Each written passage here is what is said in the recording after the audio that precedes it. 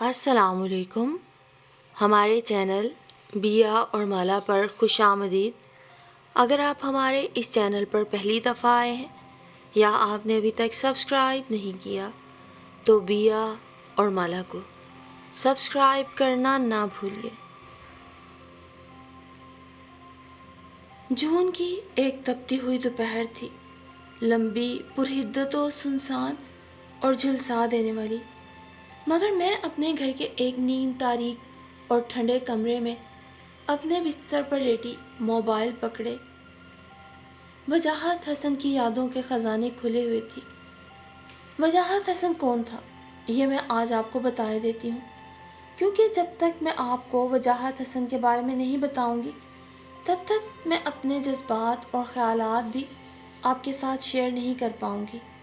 اور میں چاہتی ہوں میں آپ کے ساتھ اپنے جذبات و احساسات شیئر کروں. آخر کوئی تو ایسا موقع ہو جب آپ کسی کے ساتھ اپنا آپ کھول کے رکھ دیں، اپنا دل چیر کر دوسرے کو دکھا دیں. ایسا کوئی میرے گھر میں تو ہے نہیں. شاہدہ آپا ہیں، وہ ایک سرکاری اسکول میں پڑھاتی ہیں اور سرکاری اسکول کی استانیوں کی طرح ہی خشک مزاج اور روکھی ہو گئی ہیں. بات کرو تو کاٹ کھانے کو دوڑتی ہیں. بس وہ ہیں یا ان کے شاگرد، گھر آ کر بھی ان کا ٹیوشن سینٹر کھلا رہتا ہے. وہ بیچاری بھی کریں تو کیا کریں، عمر نکلی جا رہی ہے، بالوں میں چاندی کے تار چمکنے لگے ہیں. وہ بیچاری بھی کریں تو کیا، عمر نکلی جا رہی ہے، بالوں میں چاندی کے تار چمکنے لگے ہیں. مگر وہ بھی ابھی تک اپنے بابول کے آنگن کی دہلیز تھامے بیٹھی ہیں. کوئی ڈھنگ کا رشتہ ہی نہیں ملا، پھر وداع کیسے ہوتی؟ جب رشتوں کی لائن لگی ہوئی تھی تب انہیں اپنی سرکاری نوکری پہ بڑا مان اور فخر تھا. پھر جب آہستہ آہستہ وقت گزرتا گیا اور بیری پر آنے والے پتھروں کی تعداد نہ ہونے کے برابر رہ گئی تب انہیں ہوش آیا. مگر تب تک بہت دیر ہو چکی تھی. اب یا تو وہ کسی رنبے کے بدتمیز بچوں کو پالتی یا پھر کسی بوڑھے کے دل پہ شوری کرتی، اور یہ انہیں کسی صورت بھی قبول نہ تھا. اس لیے مزاج کا چڑچڑا پن سہنے کے لیے ہم گھر والے ہی رہ گئے تھے. ایسے میں شاہدہ آپا کے ساتھ دل جیسے حساس موضوع پہ کوئی بات کیسے کی جا سکتی ہے؟ پھر ہے ہمارا اکلوتا لاڈلا راج دلارا بھائی، جو اس عمر میں بھی کھیل کود کا بے انتہا شوقین، گھر بھر کر لاڈلا. عمر میں تو 20 سے اوپر کا ہو چکا ہے مگر ابھی تک ننھا بچہ ہی تصور کیا جاتا ہے. پڑھائی کا چور اور آوارہ گردی کا شوقین، مگر جیسے بھی ہو ایک غیرت مند بھائی کے ساتھ کوئی بھی مشرقی بہن اپنے خیالات کیسے شیئر کر سکتی ہے؟ پیچھے رہ گئے اماں اور ابا، وہ بیچارے کس کھاتے میں، ان کے اپنے ہی گورکھ دھندے ہیں اور اپنی ہی پریشانیاں، اس لیے ان کو تو اپنی مصروفیات میں گم رہنے دیں.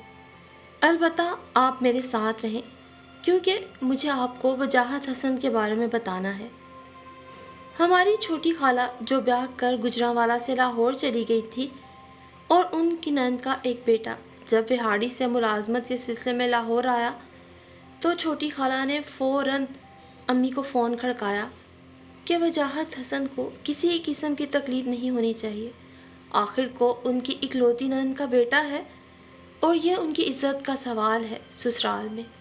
بس ایک فون کرنے کی دیر تھی اور اماں جو چھوٹی خالہ کی محبت میں پور ڈوبی ہوئی ہیں کمر کس کے میدان میں اتر آئیں اور یوں وجاہت حسن کی خدمت میں جت گئیں. اب مسئلہ یہ تھا کہ اس عمر میں وہ اتنا کام اکیلے کیسے کر سکتی تھی؟ مہمانداری کوئی آسان کام تھوڑی ہے. اس لیے ہمیں یعنی مائزہ بطول کو اماں کا ساتھ دینا پڑا. ہماری بڑی شاہدہ آپا نے تو پہلے ہی حسب مزاج ہری جھنڈی دکھا دی تھی. سو وجاہت حسن کے کمرے میں صبح دوپہر شام کھانا، وقت بے وقت چائے شربت چپس پکوڑے پہنچاتے جانے کب اور کیسے ہمیں ان سے محبت ہو گئی یہ ہمیں پتہ نہیں چلا. وجاہت حسن کو پتہ ہو تو ہو، ہمیں تو اس وقت پتہ چلا جب ہم اماں کے کہے بغیر ہی دوڑ کر ان کے کام کرنے لگے. رومال موزے دھونا، کپڑے رگڑ کے استری کرنا، جوتے چمکانا، یہ کام ہم ایسے کرنے لگے جیسے ہمیں ان کاموں کے علاوہ دنیا کا کوئی دوسرا کام ہی نہ ہو۔ وجاہت حسن ہم سے خوش ہوتے تو ہماری آنکھوں میں ستارے چمکنے لگتے، دل دھڑک دھڑک کر گیت گانے لگتا، پاؤں الگ ہی لے پر تھرکنے لگتے۔ یہ محبت ہی تھی، اور بلا شبہ محبت ایسی ہی ہوتی ہے۔ تمہارے پاس موبائل ہے؟ ایک دن وجاہت نے ہم سے پوچھا۔ ہے، کیوں نہیں، ہم نے فخر سے بتایا تھا۔ تو پھر مجھے اپنا نمبر دو۔ وجاہت حسن نے نمبر مانگا تو مائزہ نے خونے دل سے لکھ کر پکڑا دیا۔ بس پھر کیا تھا، اب تو قدم قدم پہ ہماری محنت اور محبت رنگ لانے لگی۔ ہر پل ہر لمحہ وجاہت حسن جیسے ہمارے ارد گرد رہنے لگے، گھر میں ہوتے یا باہر، ہمیں ان کے پل پل کی خبر ہوتی۔ ان کا کوئی کام ہم کرتے تو میسیج پہ شکریہ ادا ہوتا، انہیں کچھ چاہیے ہوتا تو ایک میسیج کر کے ہمیں بلا لیتے۔ اور صرف چیزیں لینے دینے تک نہیں رہی تھی بات بہت آگے بڑھ گئی تھی۔ شام ہوتی تو خوبصورت شعر وہ ہمارے نام کے بھیجتے، جواب میں ہمارے پاس بھی جتنی اچھی باتیں تھیں ہم لکھ بھیجتے۔ ہم تو اب اور ہی دنیا میں رہنے لگے تھے، اور یہ دنیا بس وجاہت حسن کے ارد گرد ہی گھومتی تھی۔ ساری رات وہ پڑھائی کرتے جاگتے، ساتھ ہمیں بھی جگائے رکھتے۔ خوبصورت محبت بھرے رومانوی پیغامات وہ ہمارے نام لکھ لکھ کے بھیجتے، اور ہمیں لگتا ہم جیسے خواب نگر میں زندہ ہیں، تاروں، جگنوں اور روشنی کا یہ سفر جس میں وجاہت حسن ہمارا ہاتھ تھامے ساری رات ہمیں گھماتے۔ علم نہیں، سب لڑکیاں ایسے ہی محبت کرتی ہیں جیسے ہم نے کی وجاہت حسن سے، ان کے منہ سے کہی ایک ایک بات کو مقدس اور سچ جانا۔ اس دن بھی جب ایک دوپہر ہم انہیں کھانا دینے گئے، ٹرے رکھ کے مڑنے کو تھے کہ انہوں نے ہمارا ہاتھ تھام لیا اور ایک دم ہماری انگلی میں چمکتی ہوئی انگوٹھی پہنا دی، ساتھ کہا، میرا انتظار کرنا مائزہ، کسی اور کے نام کی مت ہو جانا، میں جلد اپنے ماں باپ کو تمہارے یہاں بھیجوں گا، اب تم جتنا عرصہ یہاں ہو میری امانت ہو۔ ایسی بات کے جواب میں کیا کہنا چاہیے، ہمیں تو کچھ سمجھ نہ آ رہا تھا، ہمارا دل یوں لگ رہا تھا کانوں میں ہی دھڑک رہا ہے، ہمیں کچھ دکھائی نہیں دے رہا تھا، کچھ سنائی نہیں دے رہا تھا، جانے کیسے میں نوشوں کی طرح ہم لڑکھڑاتے ہوئے نیچے آئے تھے، اور اس پوری رات ہم نے اس خوبصورت انگوٹھی کو تکتے گزاری تھی جسے ہم نے اماں اور شاہدہ آپا کی نظروں سے بمشکل چھپا کے رکھا ہوا تھا۔ اسی رات وجاہت نے ہمارے نام یہ خوبصورت شعر بھی تو لکھ کے بھیجے تھے۔ اپنے احساس سے چھو کر مجھے سمدل کر دو، میں کہ صدیوں سے ادھورا ہوں مکمل کر دو، نہ تمہیں ہوش رہے اور نہ مجھے ہوش رہے، اس قدر ٹوٹ کے چاہو مجھے پاگل کر دو، تم ہتھیلی کو میرے پیار کی مہندی سے رنگو، اپنی آنکھوں میں میرے نام کا کاجل کر دو، اس کے سائے میں میرے خواب دہک اٹھیں گے، میرے چہرے پہ چمکتا ہوا آنچل کر دو، دھوپ ہی دھوپ ہوں میں، ٹوٹ کے برسو مجھ پر، اس قدر برسو میری روح میں جل تھل کر دو، جیسے صحراؤں میں ہر شام ہوا چلتی ہے، اس طرح مجھ میں چلو اور مجھے جل تھل کر دو، تم چھپا لو میرا دل اوٹ میں اپنے دل کی، اور مجھے میری نگاہوں سے بھی اوجھل کر دو، مسئلہ ہوں تو نگاہیں نہ چراؤ مجھ سے، اپنی چاہت سے توجہ سے مجھے حل کر دو، اپنے غم سے کہو ہر وقت میرے ساتھ رہے، ایک احسان کرو اس کو مسلسل کر دو، مجھ پہ چھا جاؤ کسی آگ کی صورت جانا، اور میری ذات کو سوکھا ہوا جنگل کر دو، تم مجھے چھوڑ کے جاؤ گی تو مر جاؤں گا، تم مجھے چھوڑ کے جاؤ گی تو مر جاؤں گا، یوں کرو جانے سے پہلے مجھے پاگل کر دو۔ ہاں، مائزہ مجھے پاگل کر دو، کر چکی ہو تم مجھے پاگل اپنے عشق کی، محبت کی اس دہکتی لو سے، تمہارے سوا کچھ نظر ہی نہیں آتا۔ اور بھی بہت سے خوبصورت الفاظ اس ساحر نے اپنے میسیجز میں پرو کے مجھے بھیجے تھے، اور بس میں تو اب ہر وقت اٹھتے بیٹھتے وجاہت حسن کے ساتھ ہی ہوتی۔ اصل میں یا خواب میں یہ مجھے علم نہ تھا۔ یوں وجاہت حسن چند ماہ ہمارے یہاں رہ کر مجھ سے کئی وعدے وعیدے کر کے وہاڑی واپس چلا گیا تھا، اور اپنے پیچھے مجھے واقعی پاگل کر گیا۔ مجھے تو وجاہت حسن کی اتنی عادت ہو گئی تھی کہ اب میں گھر میں کھوئی کھوئی رہنے لگی تھی۔ بے شک موبائل کے سہارے اس سے ابھی بھی رابطہ ویسے کا ویسا ہی تھا۔ اب تو میرے ان باکس میں اس کے محبت بھرے پیغامات کی جگہ بھی نہیں رہی تھی۔ میں نے اس کا لکھا ہوا ہر لفظ بڑے پیار سے اور احتیاط سے سنبھال کے رکھا تھا۔ جب دل کی بے کلی حد سے سوا ہوتی تو ان لفظوں کا سہارا لے کر میں اپنے دل کو پرسکون کر لیا کرتی تھی۔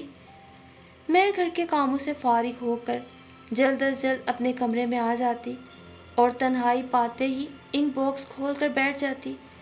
پھر میں ہوتی اور وجاہت حسن، پھر ہر طرف محبت ہی محبت ہوتی، کہیں جدائی کا یا دوری کا نام و نشان بھی نہ ہوتا۔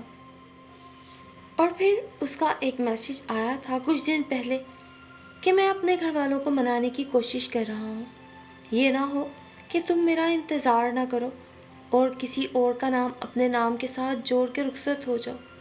دیکھو، اگر تم نے بے وفائی کی تو وجاہت حسن جیتے جی مر جائے گا، کیونکہ میں مائزہ کے سوا اپنی زندگی میں کسی اور عورت کا تصور بھی نہیں کر سکتا۔ بس یاد رکھنا، تم وجاہت حسن کی لائف لائن ہو مائزہ بطول، وجاہت حسن کی لائف لائن۔ اور یہ الفاظ نہیں تھے، چمکتے جگنو تھے جو بند اور کھلی آنکھوں سے میرے گرد روشنی اور اجالے بکھیر رہے تھے۔ اور شاید میں محبت اور خواب نگر کی اس وادی میں سفر کرتی ہی رہتی کہ ایک بڑی ہی گرم اور حبس بھرے دن میں جب میں پسینے سے شرابور کچن سے نکلی تھی، باہر برآمدے میں اماں کے تخت پہ پڑا ایک سنہری کارڈ مجھے اپنی طرف متوجہ کر گیا۔ یہ اتنی گرمی میں کس کی شادی آ گئی؟ میں نے کہتے ہی لپک کر کارڈ اٹھایا تھا، اور پھر اسی صورت سے کارڈ میرے ہاتھ سے گر گیا تھا۔ جسم سے روح کا جدا ہونا کیا ہوگا، پہاڑ کیسے ریزہ ریزہ ہو جائیں گے۔ اس ایک پل میں نے سب محسوس کر لیا تھا۔ اس کارڈ نے جیسے مجھے ایک ناک کی طرح ڈنگ مارا تھا اور میرا سارا وجود نیلو نیل کر دیا تھا۔ کارڈ وہاڑی سے آیا تھا اور وجاہت حسن کی شادی کا کارڈ تھا یہ۔ اس نے تو کچھ دن پہلے ہی کہا تھا وہ بہت جلد اپنی اماں کو لے کر ہمارے گھر آئے گا۔ یہ تو نہیں بتایا تھا کہ وہ بہت جلد جھلسا دینے والے موسم میں ہی کسی شگفتہ نورین کا ہم سفر بن جائے گا۔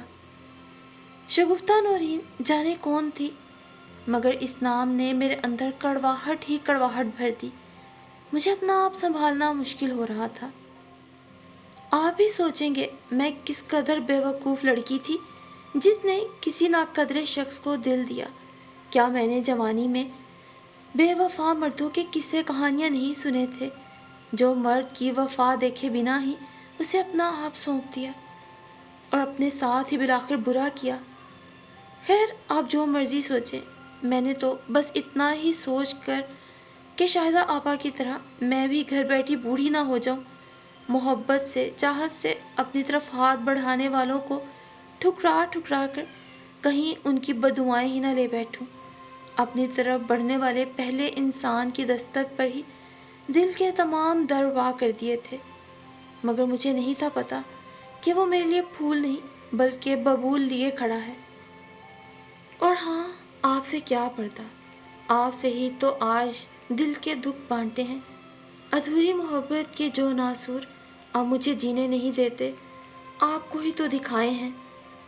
اب آپ کہیں گے بے وفا کے لیے زندگی برباد مت کرنا مائزہ، مگر میں آپ سے پوچھنا چاہتی ہوں کہ میرا یا مجھ جیسی باقی سادہ لڑکیوں کا کیا قصور ہوتا ہے کہ جن کی سادہ سی زندگی میں کوئی بھی وجاہت حسن جیسا مرد آ کر محبت کا جال بچھا کر انہیں شکار کرتا ہے، اور جب ہم ان کا شکار ہو جائیں تو یوں ہی ہمیں نیم جان چھوڑ کر نئے ہم سفر کے ساتھ چل دیتا ہے۔ مجھے آج بھی یقین نہیں آتا کہ وجاہت حسن کے وہ سب خوبصورت لفظ جھوٹے تھے، محبت کے وہ تمام وعدے اور دعوے جھوٹ تھے۔ میرا دل چاہتا ہے بس ایک دفعہ وجاہت حسن میرے سامنے آئے تو اس کا گریبان پکڑ کے اسے جھنجھوڑ کے پوچھوں، تم نے ہی کہا تھا نا، تم مجھے چھوڑ کے جاؤ گے تو مر جاؤں گا، یوں کرو جانے سے پہلے مجھے پاگل کر دو۔ ہاں تو وجاہت حسن، اس طرح تو تم سچے ٹھہرے، تم نے اپنے کہے کو سچ کر دکھایا، تم نے مجھے پاگل کر کے چھوڑ دیا، تم نے مائزہ بطول ایک اور نازک دل لڑکی کو پاگل کر کے چھوڑ دیا۔